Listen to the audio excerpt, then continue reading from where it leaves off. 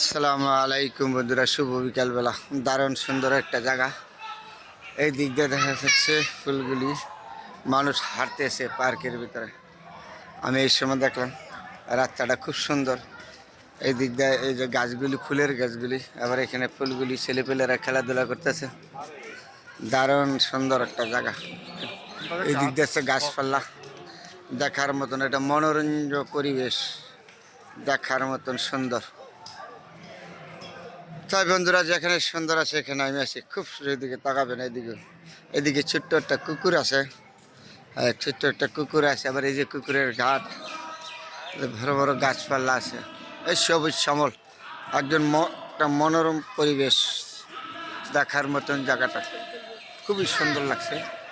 এই দিকটা এই যে গাছপালা আছে সবুজ শ্যামল, এখানে একটা পুষ্করিণী।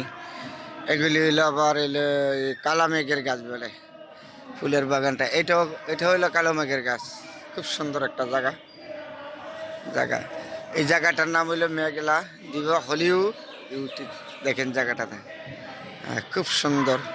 কত মানুষ ঘুরতেছে পার্কে দিয়ে, ঘোরাফেরা করে, সবাই হাঁটাঘোড়া করে। জায়গাটা দেখার মতনই খুব সুন্দর, গাছপালা সবুজ শ্যামল, একজন মনোরম পরিবেশ দেখার মতন খুবই সুন্দর। এদিক দিলে গাছগুলি সবুজ শ্যামল, ওই দিক দিয়ে মানুষ হাঁটাঘোটা করে, অনেক দিক দিয়ে দেখার মতন। সে পার্কের ভিতরে তো মনে করেন সুন্দর জিনিসগুলি সবসময় বেশি থাকে। সুন্দর বইলা শেষ করা যায় না, যেদিকে তাকাবেন এদিকে সবুজ শ্যামল। খুবই সুন্দর একটা জায়গা দেখার মতো। ঠিক বিকালবেলা ওর সাথে শেয়ার করলাম।